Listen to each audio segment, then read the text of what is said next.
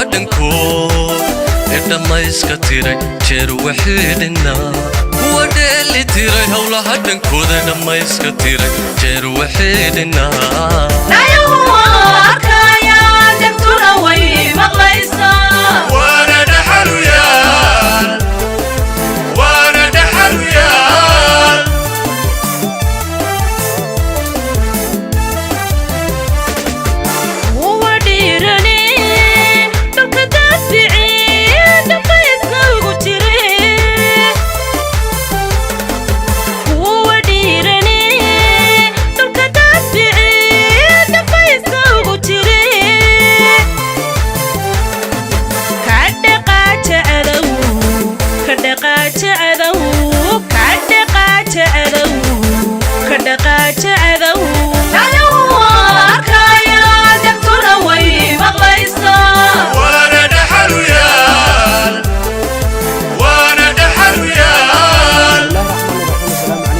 الله وبركاته كلنتي وعنا ونكسن أخيارته داودياش التلفزيون كقرن كسوماليلان هرمرينتا ديسيتانكا بلارينتا أديجيدا عافيمادكو ومدو تاجن سياسة حكومة دا أيو قابلسن تاي وزارة عافيمادكا يدو أرمو بدن لقد دوليو سيدي بوشدا كور لوغو قادي لها أديجيدا عافيمادكا لونا جارسين لها ديجان والبا وسوماليلان ككوبان تحي ayaa wasiirka wasaaradda caafimaadka Soomaaliland Dr. Saleebaan Ciise Axmed Xaglo Toosiye iyo wafdi uu hogaaminaya waxay kormeer shaqo ugu gaala bixeen deegaamada hoos yimaada gobolada Daadmareed iyo Togdheer barnaamijkan ayaynu diiradda ku saareynaa deegaanka degmada Duruqsi howlgal caafimaad oo uu ka fuliyay wasiirku isagoo xarumaha uu booqday qaarna dhagax dhigay qaarna ballan qaaday in la sameeyo xarumo caafimaad deegaanada ay ka maqan yihiin deegaanka Cali Ciise waxa wasiirka caafimaadka Soomaaliland Dr. Xaglo Toosiye ka dhagax dhigay xarun caafimaad halkaas oo ku yaalo dugsi boodhana oo ay ka faa'iideystaan bulshada deegaanka ku dhaqan idin ahaantiinba daawashada aan wanaagsan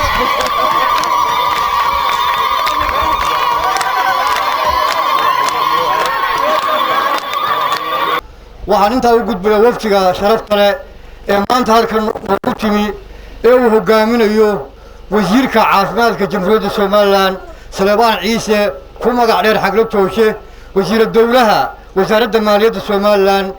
Ismaan Cabdullaahi Saxadiid Cadaan ku magac dheer gudoomiyaha gobolka Togdheer Maxamed Muuse Diiriya iyo xildhibaanada kale suduwaha wasaaradda caafimaadka gobolka Togdheer Cabdi Yaasiin iyo xildhibaanada kale cuqaasha kale suduwaha wasaaradda madaxtooyada oo isna fadhiya Yaasiin waxaan leeyahay ku soo dhawaada salaan kashka iyo laabta salaan aad u qiimo badan oo kala gacal ku dheehan yahay salaan kadib waa marka hore idin sheegaya dhammaan deegaankanu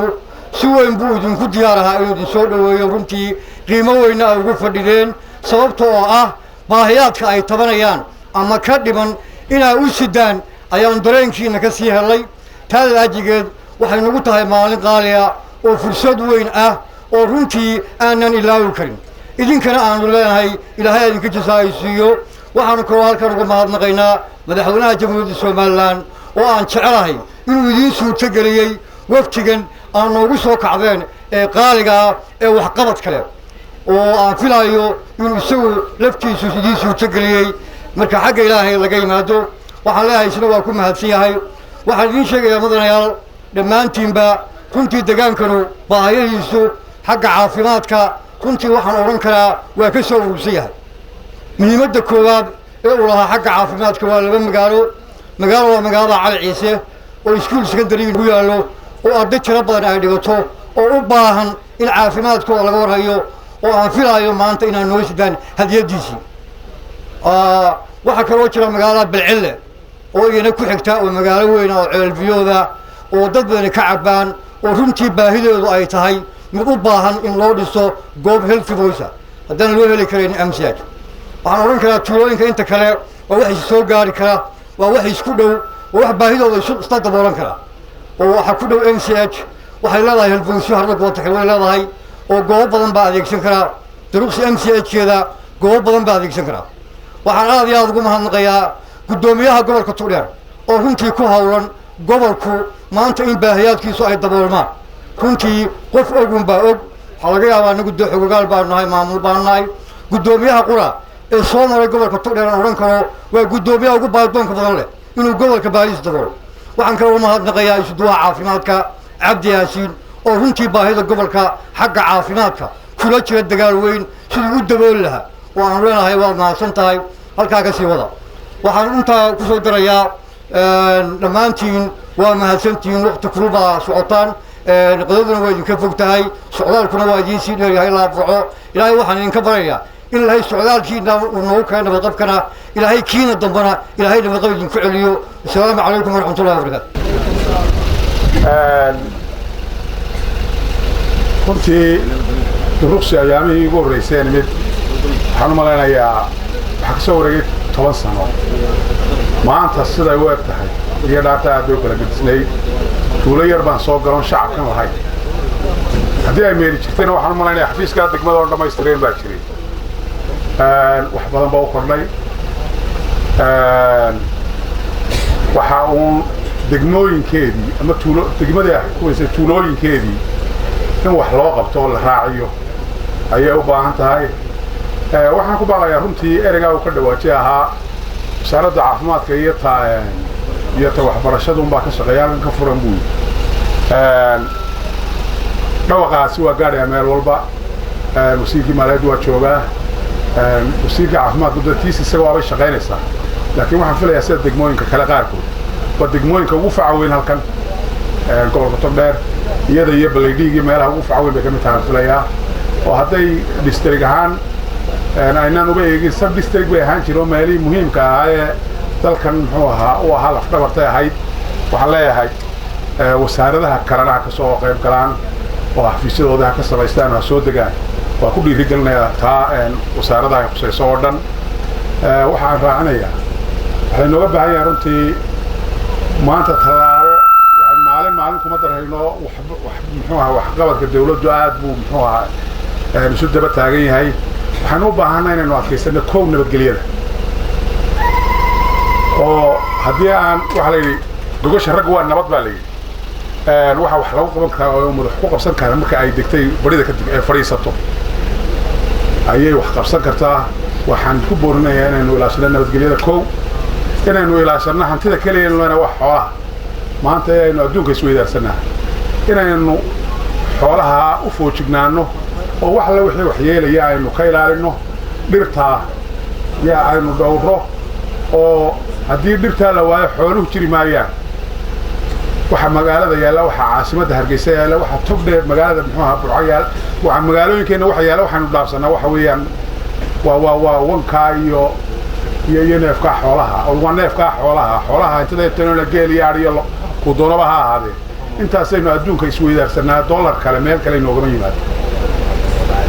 batrool malihin hanti kale inuu haynaa ma jirto maanta kaasay nool waxdaba kaasi wixii uu daaqay dhulka yaan laga oodin oo aan laga seeraynin sababtoo ah hadday 100 nin muxuu ahaa seeraystaan dhulkay qabsadaan intii kale halkay aynu dhigaynaa weeyi oo qodob la isweydiiyaa dhulka waa la wada leeyahay oo dah laga daayo gooynta dhirtana ha laga daayo maanta taasaan idinku dardaarayaa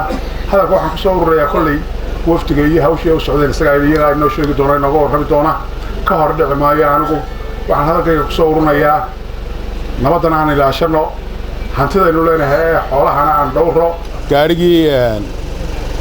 muxuu ahaa MCH-ka ee wasaaradda caafimaadka burcu ku xumaaday gaariga waa la soo sameeyay waxa iska kaashaday gudoomiyaha degmada Ruqsi iyo isuduwaha wasaaradda caafimaadka gaarigaasi waxaan ku wareejinaynaa laga bilaabay imka gacanta gudoomiyaha degmada Ruqsi idinka la wareegay maamulkiisa gacanta ku dhigaya idinku idin la shaqeynaya ku dhex jiri maayo gobolka iyo degmada maamulku ku dhex jiri maayo ka dhaxayn maayo waxaan si rasmi ah ugu wareejinay degmada Ruqsi waayo markii hore baabuurta inta badan hadday kaal balaydhig tahay hadday kan tahayba baabuurta ambalaasadii maamulka dhexe ee togdheer raway uu maamulay suudaha maamulayay halkana way ka shaqeynayeen si aanay ugu dhex dawaqin ama aan la isu weydiinin maanta laga bilaabo halkaasuu ka shaqaynayaa oo mas-uul waxa ka degmada ka intaasaan hadalka ku soo ururinayaa. Assalaamu calaykum waraxmatullaahi wabarakaatu. waxaan u malaynayaa malaa 3 bilood way ka yartahay markii isugu keendameys reer Duruqsi iyo reer Cali Ciise wallabaynu sii wada galay waxaynu isku ogeyn baahiyo badan baa ka hadasheen baahiyaha aad ka hadasheen hadalkiinu wuxuu u dhacayay inta badan wasiirada ma aragno mar bay noo yimaadaan iyagoo food u socdaan ama wax socdaan horta imika foodna ma socono haddana waanu soo noqonay reer Duruqsi oo ogaada waxaanu ku soo noqonay waxa weeye ballamihii aynu ku ballanay qaar ka mid ah waxaanu ku ballanay arrimaha ugu waaweyn oo ka wada hadlay waxa ka mid ah xagga nabadgelyada maalinta aan joogay waxaan u malaynayaa waxa joogay ninka xidiglaha ee halka joogay ayaa magaalada Duruqsi joogay maanta waxaan ugu nimid 2 askari oo ka hor lagu soo biiriyay oo halkan jooga iyo 2 Cali Ciise jooga oo iskuulka Cali Ciise in mudaaba la joogay maantana waxaanu idin wadnaa 3 askari oo cusub oo Duruqsi joogi doona si ay nabadgelyada wax uga taraan iyo maxaan ku dhahdaa talentaydiisa ciidamada booliiska nabadeeda kala shaqeynaya waxaanu jecel lahay inaad soo dhaweysaan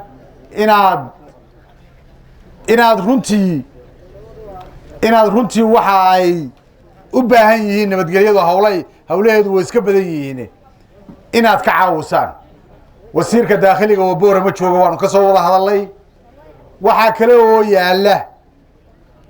ilaa 20 askari oo booliisa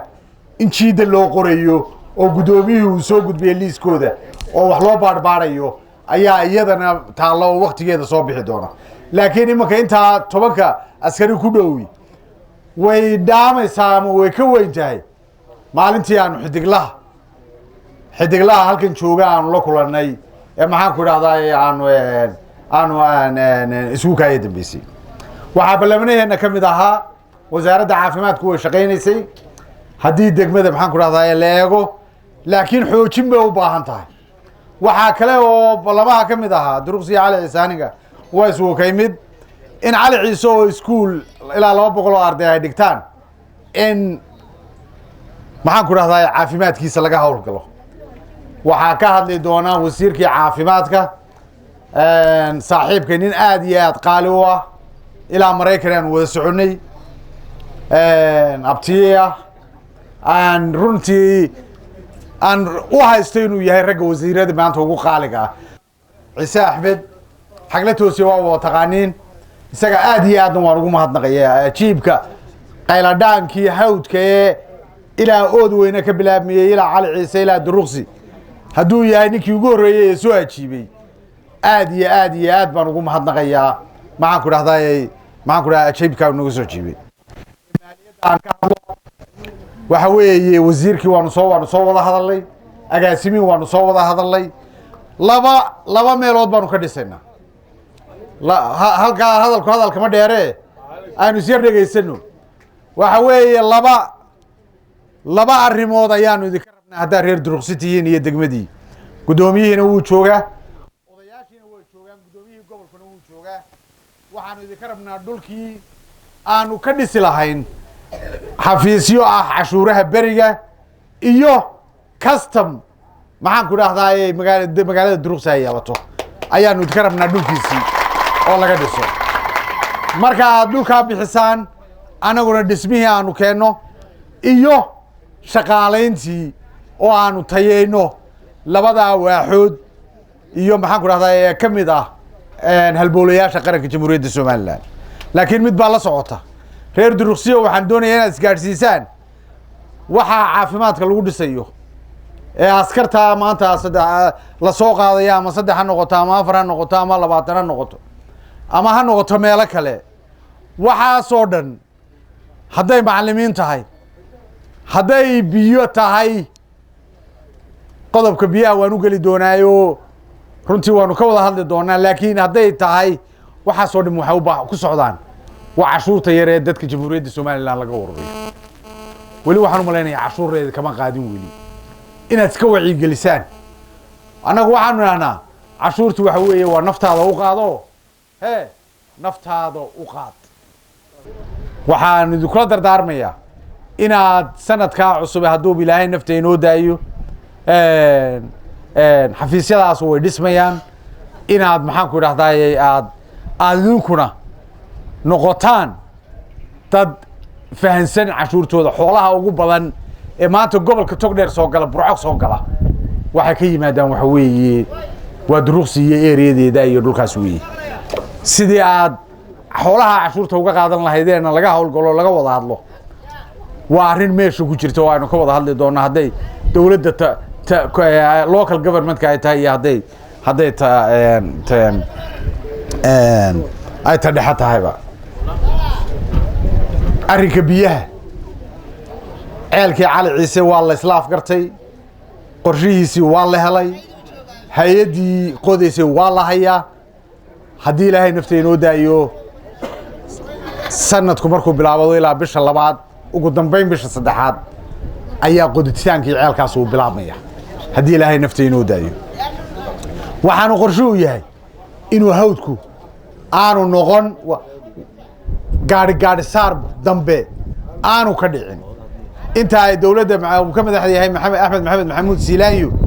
ay madaxda ka tahay wuxuu yahay qorshaheedu waxa u hadhay iyo waxa ka dambeeya doorashada dambeba haddii ilaahay yidhaha waxaanu qabnaa inaanu heli doono waayo waxaanu dalka u qabanayno ayaan foodkaana siin doona baanu qabnaa waxaanu qabnaa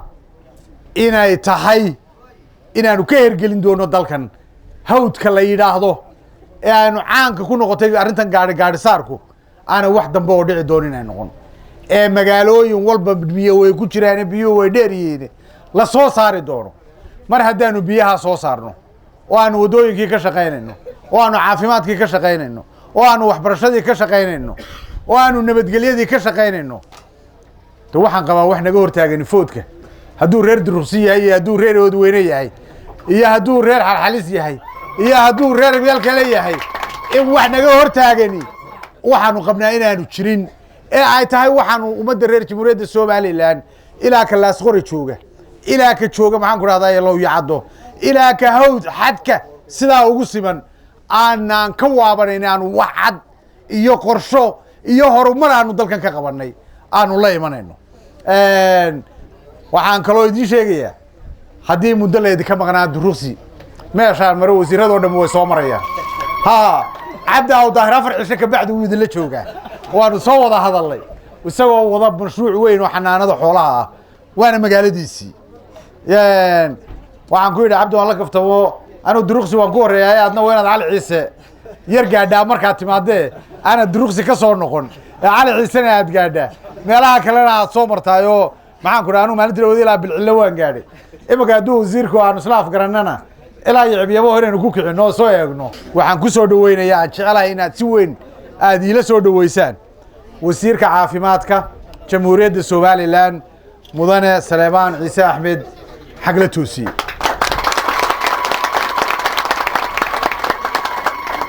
raxiim cuqaasha odayaasha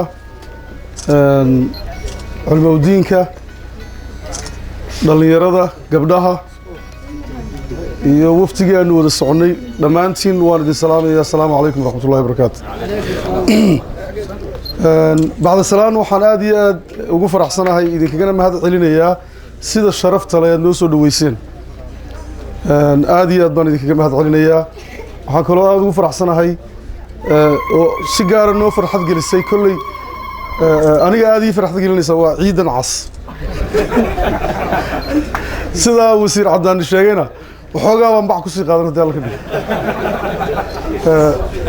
wafdi baanu ahayn runtii waxaan runtii aad ugu mahad celinayaa wasiir caddaani oo isagu sabab u ah socodkan wuu idin soo maray baahidiinnii buu nala qaybsaday waananu ka ajiibnay inaanu nimaadno oo wixii aanu qaban karno aanu qabanno marka aad baan ugu mahad celinayaa wasiir caddaani dadaalka uu sameeyey intaa markaan ka gudbo deegaankaanu marayno wasiirku wuxuu yidhi ilaa iyo cubyabo ahe waxaan waxoogaa uu yaro boqdaan malanaya ilaa buuhoodlan isku ogin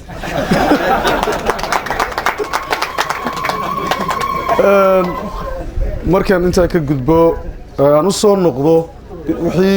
wixii guud waxaa ka hadlay wasiir cadaani ku noqon maayo arrimuhu ka hadlay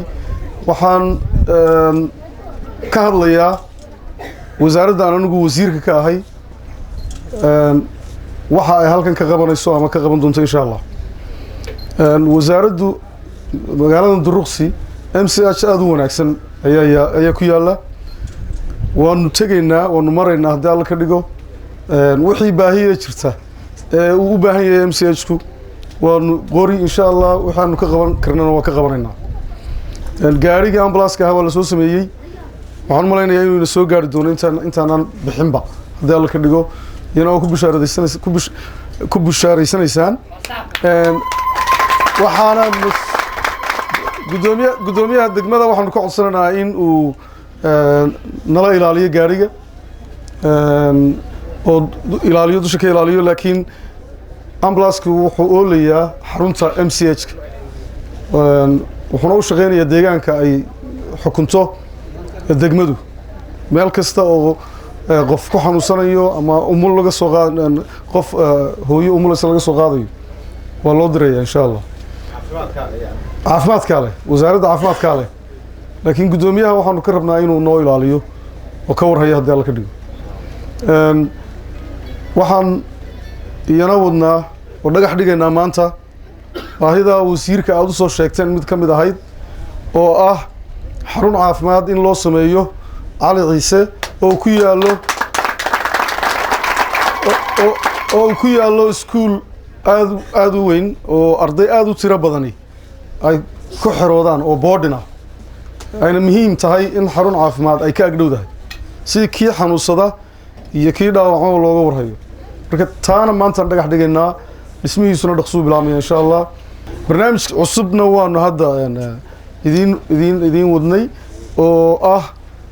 la yiraahdo marwo caafimaad programkaas wuxuu isku xirayaa community-ga iyo wasaaradda wuxuu kaloo ka warhaynayaa hooyooyinka iyo dhalaanka waa dumar baa la tababarayaa gabdho ayaa la tababarayaa haddii alla ka dhigo mid walba waxaa lagu qorayaa meel iyadaa soo ururinaysa xogtii iyadaa ogaanaysa hooyada uur kale ilmaha xanuunsanaysa iyadaa u soo gudbinaysa centerka marka waa barnaamij wanaagsan kollayba isuduwaha ayaa iminka muddo ku howlanaa gabdhaha halkaa lagu qorayaa waa la soo tababarayaa kadibna waa la soo celinaya insha Allah intaa markaan ka gudbo hadal gudoomiyuhu yidhi ayaan aad u sii xoojinayaa waxaynu ku noolahay xoolo dhaqateennuna waxaanad moodaa in meelihii xooluhu daaqayeen kala xidhxidhasho iyo in nin waliba meel xidho ee lagu bilaabay deegaankii xooluhu meel ay daaqaan hadday waayaan dee xoolo inoo ahaan maayaan waxaad la dagaalantaan dhuxulaysatada gubaysa dhirta la dagaalama oo wax ka qabta oo maadaama nolosheennu xoolaha ku xidhan tahay wax alliyaala wixii wax u dhimaya xoolaheenna aynu meel uga soo wada jeesanno aynu iska qabanno dhuxulaysatadu waa cadowga xoolo dhaqatada aynu iska celinno marka intaas waxaan ku xoojinayaa gudoomiyaha hadalkiisii waxaa ila socda madaxdii agaasimo waaxidyadii wasaaradda qaar ka mid ah oo iyaguna ila socda inay u kuur galaan xaaladda caafimaad iyo adeegyada caafimaad halkan ka jira waxaan mar labaad insha Allah halkan ka ballan qaadaynaa wixii baahiyo jirta ee aanu aragno inaan wax ka qabanno mar labaad waxaan idinka mahad celinayaa sida sharafta leh noo soo dhaweyseen aad iyo aad nood mahadsantiin assalaamu calaykum wadeli tiray hawlaha dhankood ee dhammayska tiray jeer waxeedhina wadeli tiray hawlaha dhankooda ee dhammayska tiray jeer waxeedhina ayuu arkaya degtuna way maqlaysaa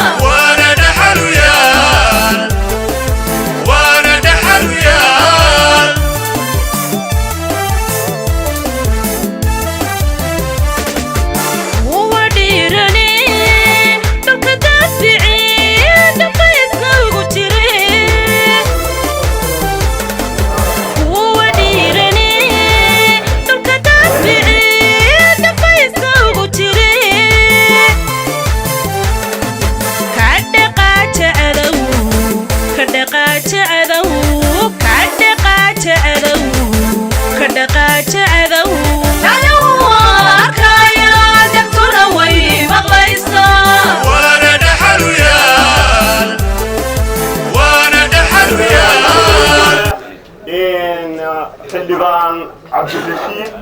oo isaguna soo dhaweyntiisa mahadnaq. waxaan leeyahay dadweynaha reer cali ciisow safarkaa iyo tacabkaa laydinku yimi ma aha dalxiis ma aha wax kale waxa weeyaan wax qabad wax qabso waxaa lagula qabtay wixii aad qabsateen ayaa waxa laydinku darayaa waxaa laydinka ajiibay baahiyaadkiinnii codsigiinnii aa u gudbiseen madaxweynaha jamhuuriyadda somalilan ee u sii dhiibteen wasiiradiinnii ee idinku yimaadeen iyagoo heer qaran iyo heer degmaba ah waxaa laydinka doonayaa insha allah bismillaahi kariim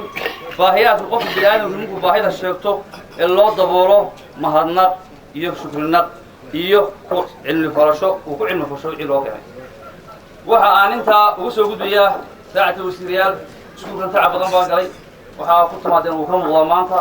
waxaan halkan aad iyo aad ugu mahad celinayaa maayarka degmada burco oo buuxiyey booskiisii uu lahaa oo runtii ka haqabtiray gawricii iyo shidaalkii leerka lagu shidayay golihiisa deegaankuna ay miisaaniyadda ugu dareen una ansixiyeen waxa aan kale oo runtii halkan ugu mahadnaqayaa wasiire samsam oo runtii socdaalkan aad ku imanaysaan baqayladhaanteeda lahayd oo ugu horeysay wasiirada somalilan wasiirka u horeeyay noo yimi ahaa wasiirka waxbarashada halkan markaan guddi ahaan buux ahaan aan ku hadlo waxay guddideedu gacanta ku sharaysay muddo 6 sannadood ah waxa ay soo geliyeen tacab badan iyo juhdi badan waxa ay naga caawiyeen qurba joogta deegaanka ee community-ga aad iyo aad dhismahan wuxuu isugu jira 2 qaybood oo ah mid ay community-gu dhiseen iyo mid ay dhiseen dawladda dhexe iyo hay'adaha khayriga ay hay'adaha madaxa bannaan international waxa aan runtii aad iyo aad guddidaas ay ku soo tacabtay in degmada duruqsi gaar ahaan 12 tuulee hoos yimaada inay ka haqabeelaan waxbarashada kana baxaan jahliga iskuulkan wuxuu u furan yahay dhammaan somalilan sida imika ku cad ilaa min ceerigaabo ilaa iyo hargeysa ardayda dhigataa uu ka kooban yahay waxaa jooga saacadda wasiirayaal macallimiinta iskuulkan ka dhigtaa waxay ka kala yimaadeen sheekh bilugubadle iyo boorame maamulaha iskuulkani waa reer boorame taasna waxay tusaysaa isdhexgalka gobollada inaanu ka dhex raadinay bulshada dhexdeeda si ay u helaan aqoon kororsi iyo xirfad iyo isdhexgal aad iyo aad waxaan ku soo kaxaysanay macallimiinta qiimo kos aad iyo aad u badan si loo helo tacliin tayo leh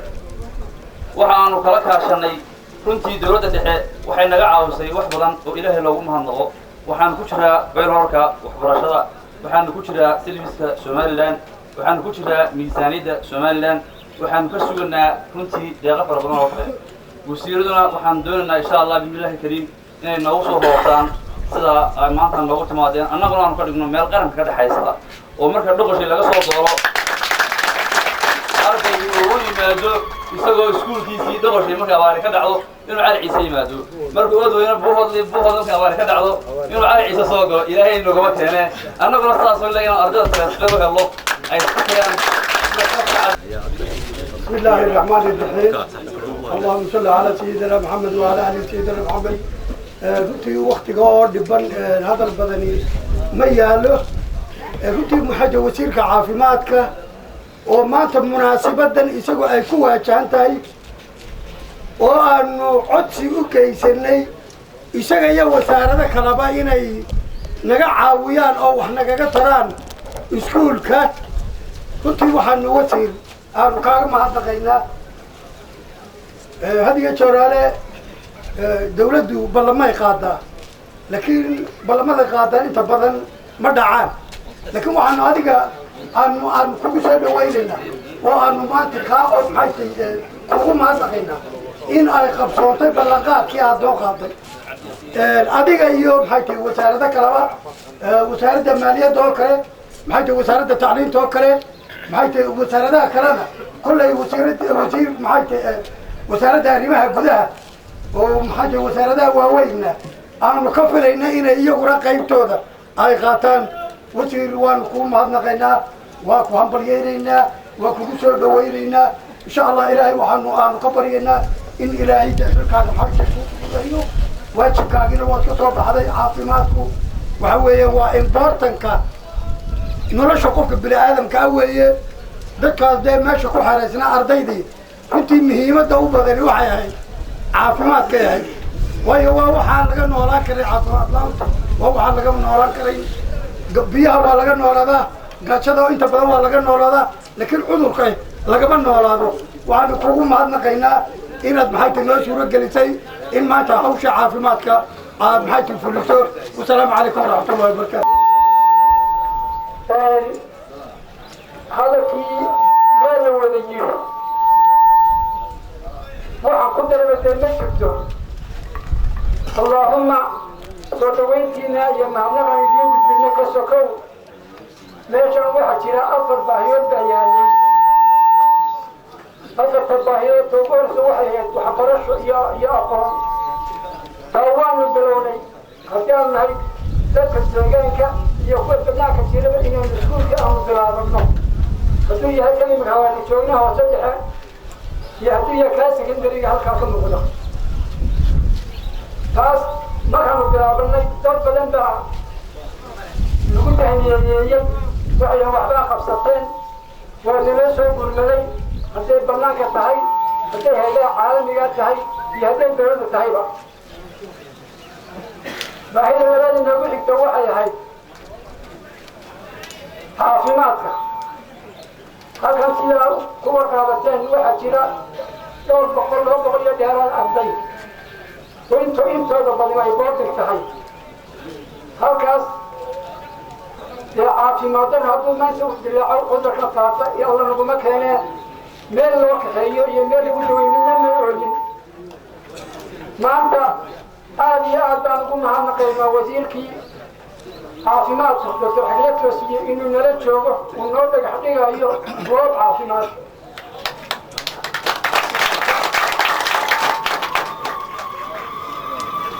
waxaa ku xigta oo baahida saddexaad ahayd xagga nabadgelyadu iyadu waa laga maarmaan noola jiraysaa ma jirto nabadgelyo la-aan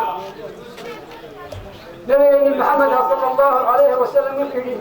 waxaysanayay allahu bilamni waaliimaan iimaankii iyo diintii iyo waxa lagu xukoolisiiya nabadgelyada waxay haddaan nabadgeli jirin dhexda salaadi ma jirto markala yacay waa laga dhuumanaya taasna maanta waxaa ku mahadle wasiir dowlaha cadami cusmaan cabdillaahi saxaji yaa ku mahadle oo aad baan ugu mahadnaqayna isagana qodobka afraad ee baahidayda xooggaa waxaa weeye waa biyaha dee biyo la-aani nololi ma jirto nolol dhama biyo ka samaysan taasna haddee duxuu madaxweynuhu uu noo ballan qaado mahad ha ka gaadho iyadana waanu sugaynaa afarta inay baahinood qaarna way noo qabsoon intooda badneed in yarna way noo dhiman tahay waga badan halkan ugu mahadnaqaynayna labada wasiir oo keli maahee waxaa ka mid a bala saabka waxaa ka mid a meeyarka magaalada barco iyo hay-ado fara badan oo kale waxaa kale wasiirno odayaal waan idin mahadnaqaynaa wasalaamu calaykum waraxmatullah والصلاة والسلام على رسول الله صلى الله عليه وسلم marka ugu horeysa waxaan salaamayaa madaxda heer qaran heer gobol iyo heer degmo waqtigoodii qaaliga ahaa uu soo haniyeeyey inay ka qayb qaataan xafladda halkan maanta ka dhacaysa ee calaciise taasoo ku wajahan MCH laga furo anigu waxaan doonayaa inaan hadalka badin 2 kalmadood u idhaa qurba joogu kaalinta ugu weyn ayuu ka qaatay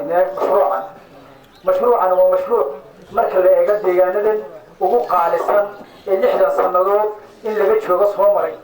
sababtoo ah ilaahay subxaanahu wa tacaala qur-aankiisa wuxuu ku yidhi ma sinna qof wax garanaya iyo midaan wax garanayn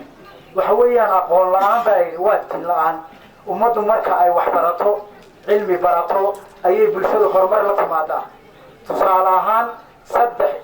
3 meelood oo markii aynu ingiriiska uu inoo dhigayay uu inoo ahaa gumaysigiisa ku jirnay iskuulle laga furay waa 3 maanta ugu nolosha wanaagsan dadkii wax ka bartay ka soo baxay ay ummadda hoggaanka u noqdeen waa iskuulka dayaxa waa iskuulka sheekh iyo camuud waxa weeyaan bulshadii ku noolay waxay saameyn ku yeelatay inaynu markaynu xorriyadda qaadanay ay noqdaan hogaankii dalka koonfur xukumay waxaan leeyahay reer cali ciise mashruucani ma laha waa mashruuc ballaaran iyadoo shaqadeedu ay macalin tahay haddana inaan awoodda degmada burco ay leedahay iyo deegaankeeda baahiyahoodu way kala weyn waxaanu noqonnay ninkii tirada adhigaa lahaa ee tolkiina hodanka u ahaa ayadoo ay sidaa tahay haddana kama madhnin inaanu caawino had iyo jeer iskuullada iyo degmooyinka yaryar ee annaga la hoos yimaado ilaahay subxaana wa tacaala waxaan ugu mahadnaqaynaa 3 waa iskuul odayaashu ama guddidan mubaax haddaan nahay golaha deegaanka degmada burco ay naga codsadeenoo 3diiba waa fulin mid waxay ahayd maalintii iskuulka la dhisayo 200 oo kiish oo sibidha ayaa nala ka codsada waana soo diray codsigii labaad nala ka codsaday wuxuu ahaa shidaalka iskuulka uu ku baxayo inaanu bixino bil walba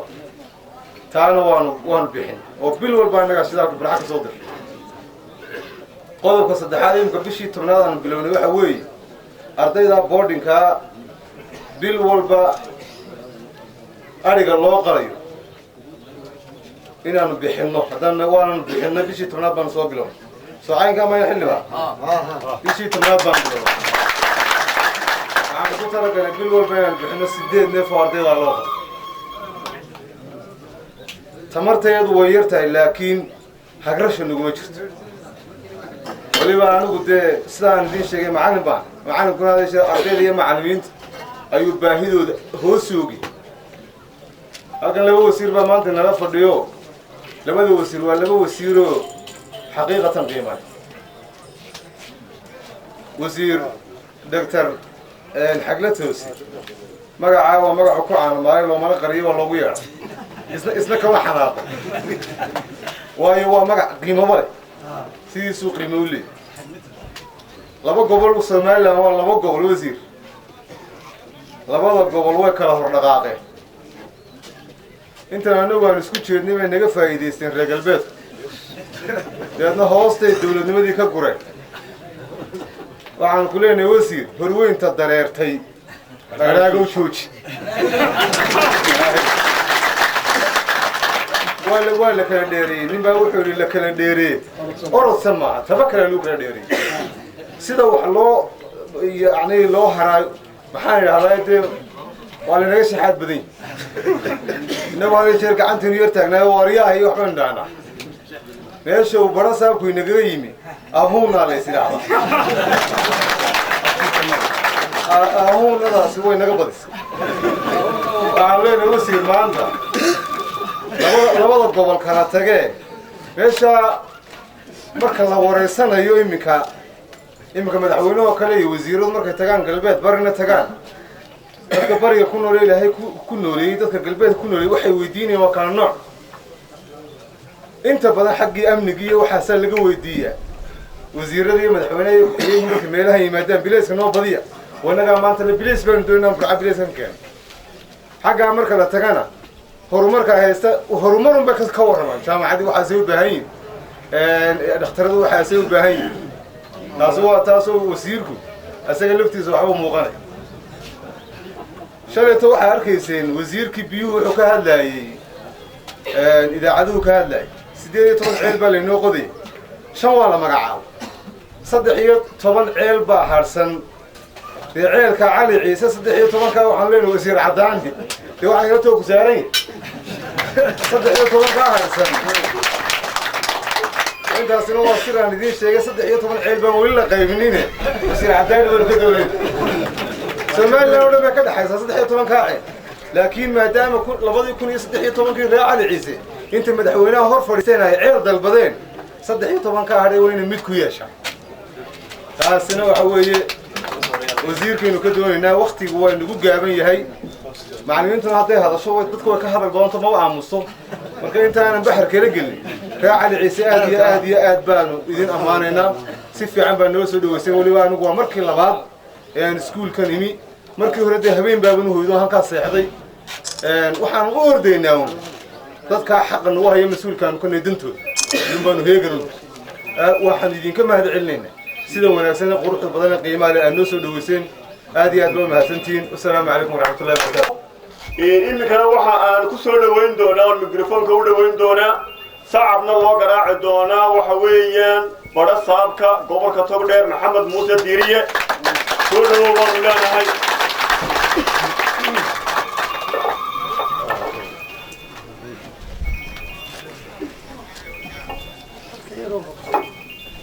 بسم الله الرحمن الرحيم تلوينها شرف له راعي عيسى رقية مربلة وفتقان عن كمل كاهي وقامني وستيرك سارة عافماتك مدر السلام حملة توسيس سيدار نصر وسين هذه أدوان كمان مغينا واضح شرفتين الله يشرف وحان runtii aniga aan waa ka gaabiyey runtii cali ciise waa markii igu horreyso degmooyinkaan mari jiray waxaan filayaa safaradaydu waxay u badnahay xagga degmooyinka ee magaalooyinkan hoos yimaada degmooyinka cali ciise horta waa markii igu horreysay laakiin maxay ahayd dhowr tuulo oo hareeraha ka xiga oo kuwa waddooyinku ay maraan ee degmooyinka loo maro لا حشة يغير كشي هكذا رالي قاعد حتى يسكوكون الرسمان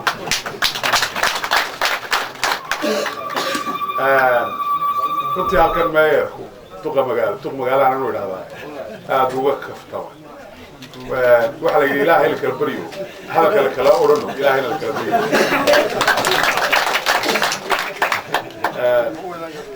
هون لو وهذا لا تشنده كمتها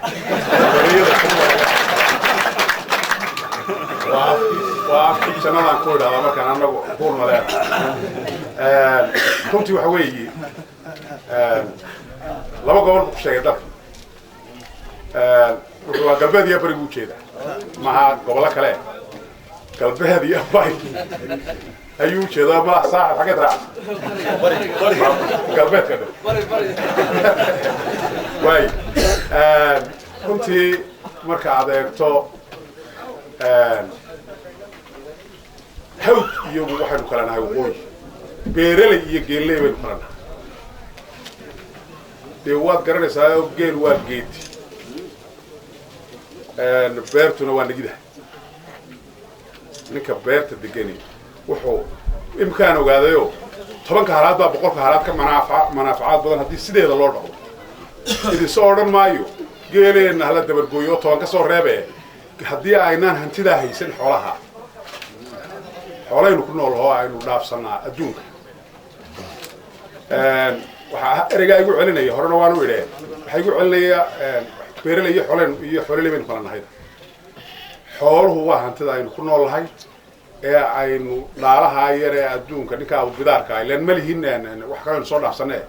inta inoo soo bedsha waa intaa barnaamijka xoolaha ha lagu faraaday saamigay doontaba ha ahaatee ha lagu faraaday ha loo dadaalo oo muxuu ahaa doorkay nagu leeyihiin ha la siiyo taa intaasaan kaga baxay waxaa igu celiyay ereygaa ah beeraley iyo xooleynu qalnahay beera xaggan qoladan kilka waxay sameeyeen wax la yidhaahdo ma etoobiyada xoolo dhaqata beeraley waxaa loo baahan yahay dadkeenu inay isku dayaan labadaa inay isxusiin karaan inaad oodun iska dayrato ood seera iska samaysato maahe war wixii aad bini aadam wuxuu cunaya aan la soo bixin tabar male baddaasoo xidhanta oo balaaya dhacdo ayay ugu daran tahay ilaahay nagula keenay inaynu ku dadaalno shalay baan ku yidhi yararka muxuu ahaa inama guriga jooga war baradha halkan ma ka bixi karta waxay igu waareen hargeysaan kusii socdo ayaama dhaweyd wasiir safarka igu yarqoda war asuma la igu dhahdaa baradhuu sida xagguu sidaa bari وضعوه وين وراده وحكون دوك أنا ميانا كبح حاجة لا كان إثيوبيا والميسي ميانا كبح كريم يعني أنت هسو ما له وحنا دافعي تدور سديت بابور بانو دافعي بستنس أنا هاي نفرت كيلومتر تبدأ guriga aan burcaan ku soo noqdo waragan ma ka baxaysaa baradhaan ma haysaa haddaan beerayaa inuu ku guuro waa tijaabinaya waa arki doonta waxaan filayaa inay ka baxayso dhulkeena war waxaan dhulkeena ka baxayna ma jiro haddaynu basashii ilaa bariiskii doonno inaynu dibadda ka keensano waa nasiib darro weyn cad iyo caanuun dee wadamayno xoolaha dabarjari waa inaynu wax ku darraa aynu la soo baxna taa halkaasaan ku dhaafayaa runtii ummad badan baa martigelisan haddaad tihiin muxuu ahaa cali ciise waxaad sheegteen arday fara badan inay dugseen muxuu ahaa wax ka dhigato waa dadaal aa muujiseen idinku hami aad la timaadeen wey intii aad muxuu ahaa garab moodayseen hadday dawlad tahay hadday qurbo joog tahay iyo hadday hay-ad tahayna aad muxuu ahaa ka codsateen wey waxaa loo baahan yahay bini aadamku inuu yeesho damaciisa runtii iskuulku wuu ku filaanaya 200 iyo DD baa tiraaday tuulooyinka halkan inuu ka fargaraynayaan maleynaya intii loo kordhin karna wasiir waynu dilaynaa waynu arkaynaa maanta iskuulka wixii loogu darkaray in loogu daray u baahan yihiin mudana wasiir caafimaadkiina waa taa maanta laydin dhagax dhigayo horumarku wuxuu ku yimaadaa waxa la yidhaahdo alcaafiyata jaqali hawlaha iyo muxuu ahaa horumarku tallaabo dhagax baa la saaraa dumintuna daqaa'iq bay ku timaadaa marka waxa wadadii horumarkaynu cagta saaray dawladdan waa dawladdii horumarka waayo tuulo aanay tegin oonay wax ka taagin ama ballan ay qaadeen oo aanay fulinin maanta ma jirto waddooyinka waa arkaysaa iskuulladii waa arkaysaa caafimaadkii imika habeen walba xagla toosiya waxay ka soo baxay TV-ga meel heblaayo tagay taroo kala ah oo MCH-keegii ama dhakhaatiirta waaweyn ka socotay marka burco kuwii waaweynaa oo international ka socda kuwii maalin aan wax kordhaynin ma jirto maalin walba waxbay noo kordhaya waxay nooga baahan yahay inaynu bismilaysano inaynu ilaahay u xamdi naqno inaynu nabadgelyada ilaashanaan laynooga baahan yahay waxaana filayaa dee sidaa dawladdu idinku heegan tahay inaad idinkuna heegan ugu ahaanaysaan hal ciiso ama reedu ruqsay oo guud ahaanba iyo riya xidho aad iyo aad baad u mahadsantihiin waktiga oo iska gabaabsiya waxaan kusoo dhaweynayaa wasiir cadaani oo wasiira dawlaha wasaaradda maaliyadda ah ilaahay baan u mahadnaqayaa marka ugu horeysa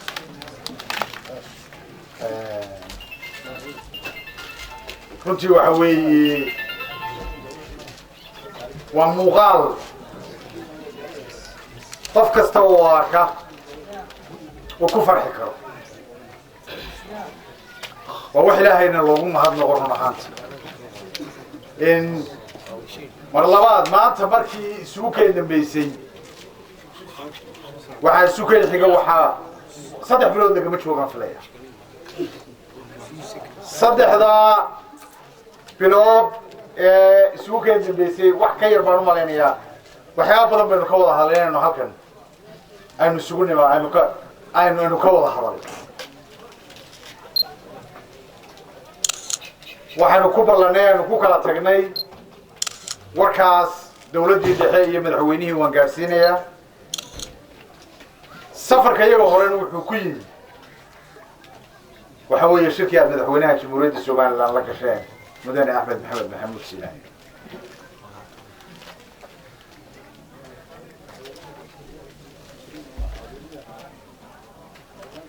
marka ugu horeysa dee waxaan u malaynayaa guddoomiyaha gobolka hadduu degmooyinkuu tegi jiray maanta inuu kusoo horeynayo tuulooyinka wixii maanta ka dambeeya oo tuulooyinka horta kusoo horeynayo ayaan filaya waxaan aad iyo aad idinku salaamayaa salaanta islaamka assalaamu calaykum waraxmatullaahi wabarakaatu bahda caafimaadka ee halkan la socday ee wasiirku uu hogaaminayo inaanu saaxiib nahay muddo badan ilaa maraykan aan wada joognay oo runtii qeeladhaanka aan geeyey ka soo jawaabay aad baan horta marka ugu horreeya wasiirka ugu mahadnaqaya waxaan aad u mahadnaqayaa dhallinyaradii iyo dadkii waaweynaa ee cadceedda isu kaaya taagay ee sida qiimaha leh maamuuska iyo sharafta leh noo soo dhoweeyey ayaan u mahadnaqaya waxaa aniga ila jooday ninaad wada garanaysaan oo ayaa maanta hargeysaanu iska soo raacnay caaqil cajeex waad wada garanaysaan iyo maxamed jaamac bootaan oo garaadka loo yaqaano marka qolyaha waftiga laga saaro maxamed jaamac bootaan wuxuu igu yidhi 62 baa ugu dambeysay cali ciise iyo drugs markaa horta wasiirro uu keeni maayee odayaashii reer cali ciisana meesha waan ku soo celinayaa ee ka warhayo oo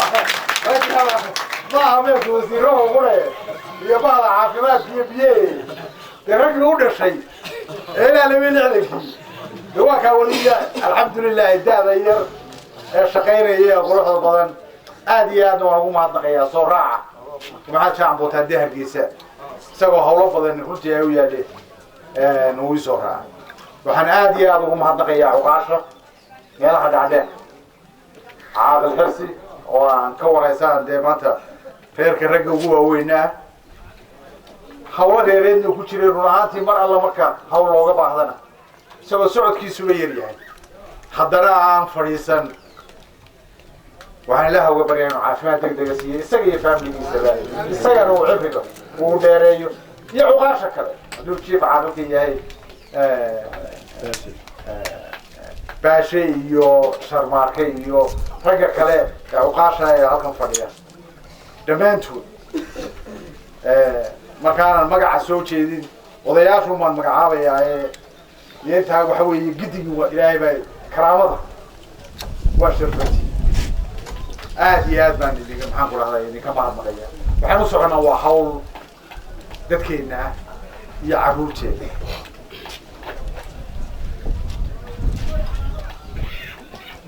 ninkii halkan ka hadlaya qurbajooga ahaa qurbajoog iyagu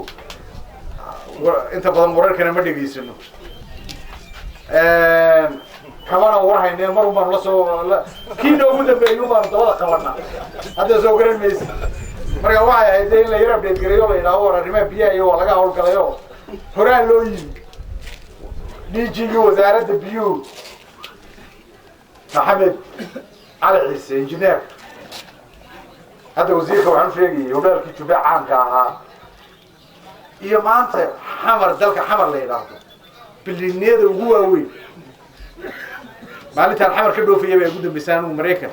aan qabanayay beryahaas ay ugu dambe maanta ay isugu kaaya xigtay ilaahay baa arrimaha iska wata waa ninkii hodheeladaas xamar dhisay weeye ninkaa injineerka maanta halkaa ka hadlayay waa architect engineer isku jira oo yani taariikhda somaliland tii hore soomaaliya iyo ti somaliland dee runtii aadna waan ugu farxay runaantii runta marka loo hadlo markaa maanta maxaan ku dhahday aan halkan aan ku arkay hablo badan oo halkaa joogay oo na soo dhaweeyey markana xaggaa dambe fadhiya aan waanu jeclay inaanu codkooda maqalno baahida caafimaad aan u socono dumarka ayaa waxa ugu badan aan ugu talagalnay inay ka qayb qaataan deedna nin aanu isku hayno kaayaga sheekh bashiir aanu ku wada jirno isuduwaa caafimaadka ee gobolka togdheer cabdi yaasi sheekh bashiir baanu ku wada jirnay cabdi aniga iyo isagu ayaa uu yidhi war markaa hablaha halkan soo fadhiisaya baan dhinacaas oo dhalinyarada ka war musaxare keeni maayaan habla halkan buu yidhi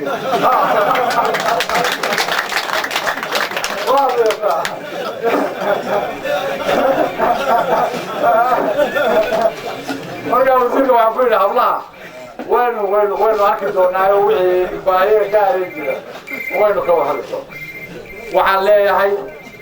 ballamihi aynu ku kala tagnay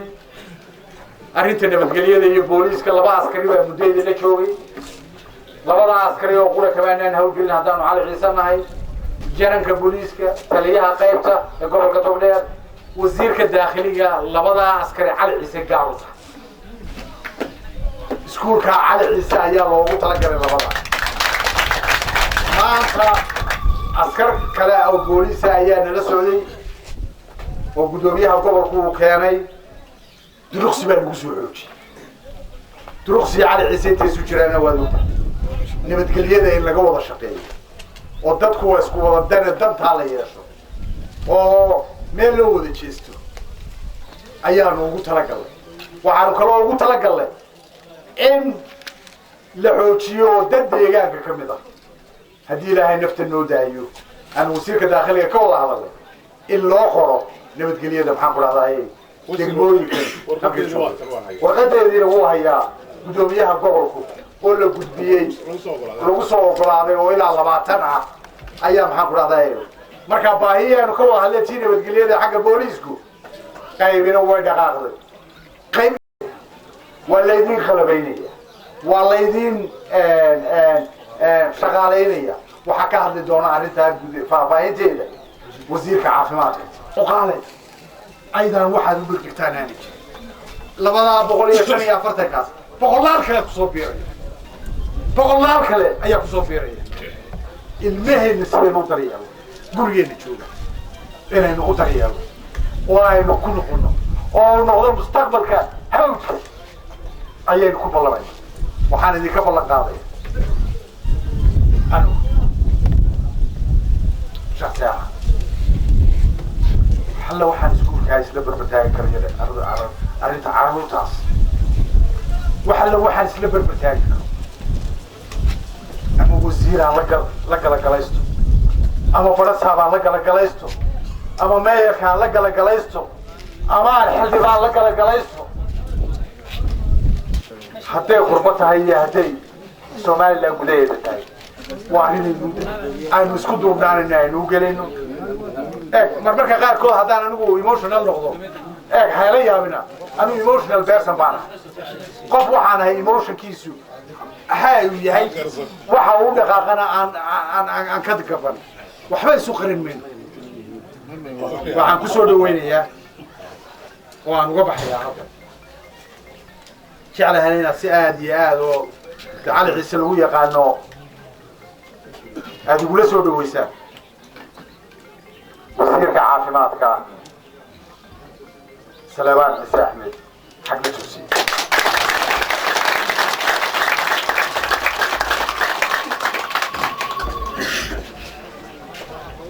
بسم الله الرحمن الرحيم وقاشة ورياشة وحجرتك قبلها سراكيشة عيدنك لما هو السلام يا السلام عليكم ورحمة الله وبركاته waxaan idinka mahadcelinaynaa aniga iyo waftigii aanu wada soconay sida sharafta leh ee aad noo soo dhaweyseen aad baanu idinku mahadcelinaynaa soo dhaweyn aanaan iloobi doonin baad noo samayseen aad iyo aad baad mahadsantihiin intaa markaan ka gudbo waxaa kaftan yar waan ku hormarinayaa si galbeedka iyo bariga inta aan hawlaha kala ogelin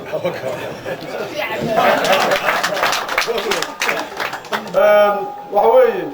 galbeed iyo bari waa loo kala horumartay runtii horumarka furaha horumarku waa nabad reer galbeedku way naga nabad jecel yihiin nabadaana keentay inay naga horumaraan innagoo colaad baynu ku mashquulsanna nabadgel iyo darri baa ishaa inoo yeeshay khayrkeeni naga reebtay ilaa intii awowgeennii soddonaad jiray waynu inagunbaa islaynayna oo isku mashquulsanay inta ummadaha kale iyo reer galbeedku ay ku maqnaayeen danahooda iyo horumarkooda beri dhexdeeda ahayd baa waxaan socdaal ku tegey galbeedka meel la yidhaahdo banka giriyaad oo waktigaa barwaaqo ahaa ayaa waxaanu kula kulannay geel dhowr boqol oo halaada oo ugu yaraan 200 dhashay waanu ku baynay caanaan nalaga siiyey hunguri baa iga galay geeli sababtii hunguri iga galay geela intaa waxaa la joogay 2 wiil oo 2 dangadood wata innagana 10 halaad qoriga ugu ilaaliya innagu waxaynu isku salaanaa war nabadda ka warran nabadba nabadi ma jirtaa reer galbeedku waxay isku salaamaan caafimaadka ka warran nabaddu ma aha issue laga hadlo haddaynaan nabad helin horumar مهلنا هذينا قاعدها يسقبسن دول كينا هرمركيس gaari mayno sidaas uun baynu ku ina gadan beeya soo saas baynu ku ina gadan beeyna u dhiibayna waxaan aniga geeliyo godad biiga tigi geeliyo godad soo garan halka wiilka reer galbeedka uu uga tagay hanti dhaxal gala iyo nabad ها marka waxaan dhammaanteen baan rabaa inaynu ogaano nabad la'aani waa horumar la'aan innaga lafteenna kala horumarsan berigeenna meelaha nabaddu jirto way ka horumarsan tahay meelahaana nabaddu jirin colaaddu waa mugdi nabadgelyo darraduna waa horumar la'aan arrinta kale aan rabo inaan idiin sheego iyada laftigeedu horumarka furaha horumarka waa waddooyinka meelaha waddooyinka iyo laamiyadu ka jiraan way ka horumarsan yihiin meelaha kale aynu ku dadaalayeen meel walba waddo yaroo laamiya gashano waddooyinka aad iyo aad u ogaada iyadana intaa markaan ka baxo ee aan u soo noqdo hawshii aanu u socnay waxaan jeclahay marka hore inaan u mahad celiyo wasiir cadaani oo isagu sabab ah runtii socodkaygan markii uu idin yimid baahidiina aada u sheegteen wuu noo yimid oo nagu soo dhexdhac markii uu ii soo sheegay aniga baahida caafimaadka meesha ka jirta isla markiiba madaxweynaha gaadhsiiyey madaxweynuhuna wuxuu iigu amray inaan hawshaa deg deg wax uga qabso taani maanta u soconaana waxa weeye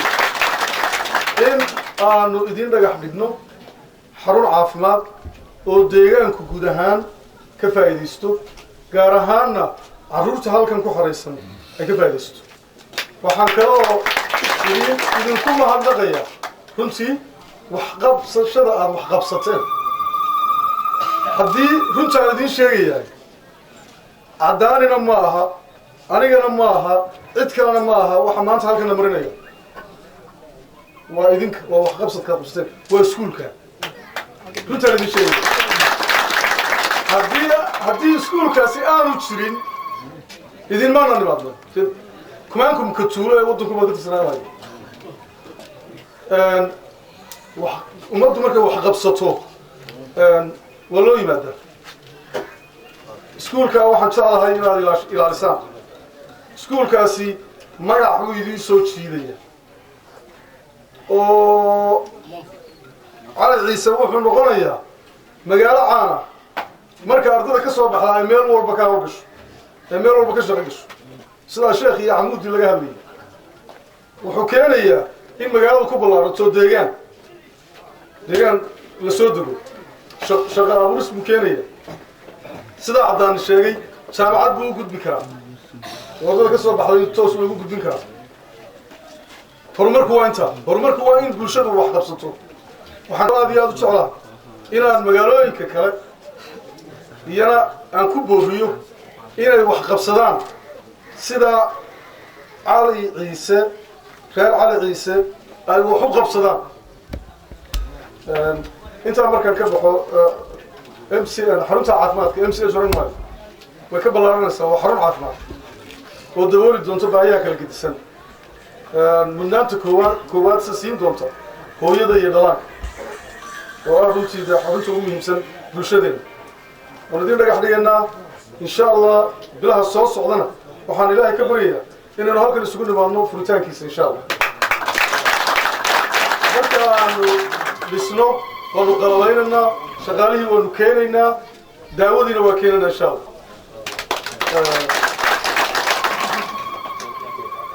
biyaha dee u kaa sheegay caddaani dadaal weyn buu galay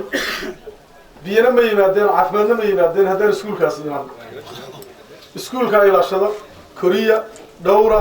idinka xidhmi haddaani baan ku raacsanahay in shaksiga dan gaara wataa aan loo ogolaanin inuu danta guud baabi'iyo waxaan marlabaad idinka mahad celinayaa sida sharaftaleed noo soo dhaweyseen waxaan u malaynayaa inuu diyaar idin yahay dhulkii aanu idin ugu tala gashaan waynu tegi waynu dhagax dhigi ilaahayna inoo barya inuu inoo fududeeyo dhaqsana uu inoogu dhiso aad iyo aad baad mahadsantihiin wasalaamu calaykum waraxmatullahi kormeerkan wasiirka caafimaadka somalilan doctor xagle toosiye ku gaara bixiyey deegaamada gobolada daadmadheedh iyo togdheer ayaa daba socday kormeero hore oo wasiirku ku gaara bixiyey badi deegaanada somalilan iyadoo muddadii 4 sano ee u dambeysay horumar ballaadhan laga sameeyey ballaadhinta kobcinta kor u qaadidda adeegyada caafimaadka somalilan ودين عصور قادة نمعان أحمد دجال habeynta iyo isku dubaridka oo Nimcaan Axmed Dagaala iyo howlwadeenada telefishinka qaranka Soomaaliland